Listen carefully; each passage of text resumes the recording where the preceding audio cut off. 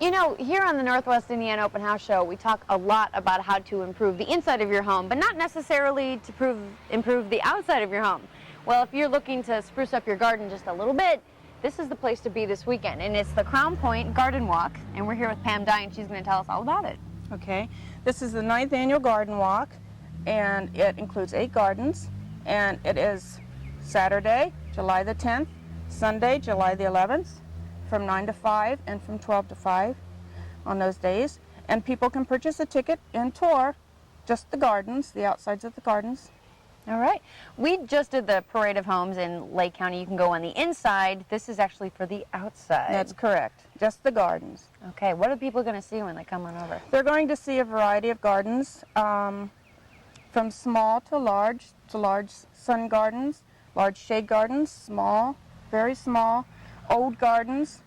We try to get a variety of gardens so people can get ideas about their own homes and do different things. Yeah, what about people who have no idea what to do with their yard and it's just bare or it just has grass? Other people to answer some of their questions?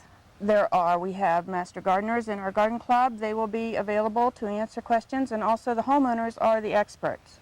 So they will all be here to answer questions. And it'll be beautiful just to walk around anyway. Oh, absolutely. It's a wonderful day. All right. Well, let's talk to someone about what gardens we have around. All right. We're at Bonnie Nottingham's house right now. She's house number 4 on the walk. Tell us about what's in your home. Well, this is sort of a secret garden that it's a nursery sort of starting plants. Nothing is really developed. It's a new garden this year. But it's a charming place to go and just be in a very quiet place. And it kind of brings the whole thing around your house now, the whole garden. Yes, and I love to make arches out of twigs, and I'm a recycler in my garden. And it's not just flowers, you have fruit. Yeah, well, yes, these are 4 fruit trees in my secret garden. That's the only one that knows that it's a fruit tree. Why did you decide to put this a garden in your house at all? I just love flowers, and I love to see things grow. That's the most satisfying thing I think there is. Now, there's a lot of interesting things in the garden, and this is called the money plant? Yes, lunaria, but it dries just beautifully. When, at the proper time, you take the sides off, and then it's pure white, look like silver dollars. Oh. And you can buy it in florists, and it's really neat for dried things. Oh, yeah. And this is a very natural part of my garden that just sort of flows, and I let things grow the way they want. In most of my gardens, I do. Now, I see a lot of purples, a lot of oranges. Oh, yeah. Can you tell us what you chose here? Well, actually, to get bright color in a dark place, this is very in the shadows, so the daylilies really brighten it up. And then Stella d'Oras are really a wonderful lily. And then hollyhock is an old time flower. I like things from old-time gardens. So. And a lot of the theme for this year's walk is the old English-type garden. So yeah, that's what mine is, that's for sure. Larkspur is this beautiful blue flower that just radiates. It's supposed to attract butterflies. I also like things that bring birds and butterflies into the garden. Now, does everything you have need major sunlight, or can they be a little bit in the shade like the larkspur? That can be a little bit in the shade. In fact, this garden doesn't get a whole lot of sun, and it's sort of trial and error. You put things where you hope they'll do well, and then if they don't, you move them to a sunnier spot. It's a beautiful garden. Oh, thank you. How much work did you put into this? Well, lots, but it's the kind of thing that if you enjoy it, you don't even consider it work. Now, you've really made a lot of use of your land space. Tell us about this garden in the front of your home, or side of your home. Well, this is my evergreen bed, but it also, the purpose of it is color play of the purples and the silvers. This is Artemisia. It's wonderful for dried bouquets. And these are lamb's ears. Oh. Aren't they, darling? And now they're real woolly.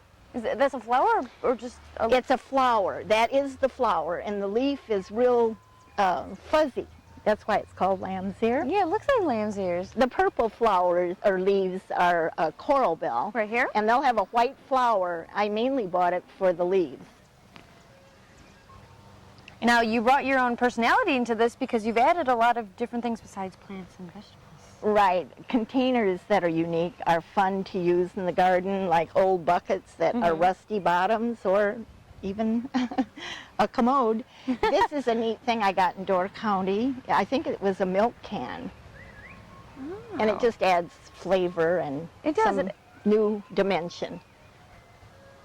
How about this hot pink? Do you like that, That's Orly? beautiful. Now it's more flax? Yes, you said? it is. It's a common flower that's in the garden that I adore, the vibrancy of it, and it's a new plant, of course. It's very small. It will get bigger. It's a perennial, comes back every year. Now this smells really good. Yes, it's both of these flowers, the white salvia and the lavandula, and as you can see, the bumblebees are there just constantly. Now a lot of people see bumblebees as pests, but you see them as your best friend, don't you? I do. I don't like the yellow jackets, but I like bumblebees. Because how do they help your garden? Well, they pollinate it, and they complete the cycle. So they're real important. And they love flowers with wonderful aroma, and that's what this is. Don't we all? Yes, that's right. Where you see bees, you see salvia, but what else do you have in this garden? Well, verbascum, the tall, peachy colored flowers, were 3 plants that I invested in this year, and I absolutely love them. They look so old-fashioned, don't they? They do. Do Yeah. they bloom all year round? Hopefully they do. They're supposed to. Okay. I'm looking forward to that. All right, what else do you have here? This is another phlox behind this artemisia.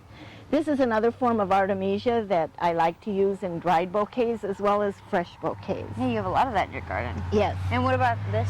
Pestamon is a flower that grows in the Rocky Mountains, Oh. and so I sort of enjoy having that natural look here. And this is pre-baby's breath. This is a different form of baby's breath than we saw in the other garden, but it is pre-baby's breath. And last but not least, what are these pretty little pink ones? Little dwarf dahlia, and it definitely is the color I love. Well, you have a beautiful garden. I hope everyone comes by to enjoy it. Thank you.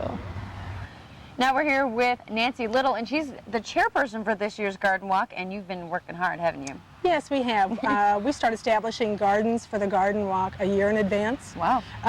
We have 2,000 scheduled for next year. We have 2001 partially filled, and now I'm booking 2002. How do you pick all the gardens? We spend a lot of time looking in neighborhoods. We'll drive around. We will find a garden that we like. We'll knock on the door. We'll ask them, can we look in your garden? You'll find that gardeners are very open, and they're very happy to show their garden. It's like showing a part of themselves. Well, that's why it's outside. Yes. So it's not necessarily everyone that's in the garden club, but it's everyone has their fair chance. of That's being right. picked. That's right. We do have some criteria that when we are looking for gardens, and they don't have to be perfect gardens, but our main thing is traffic pattern.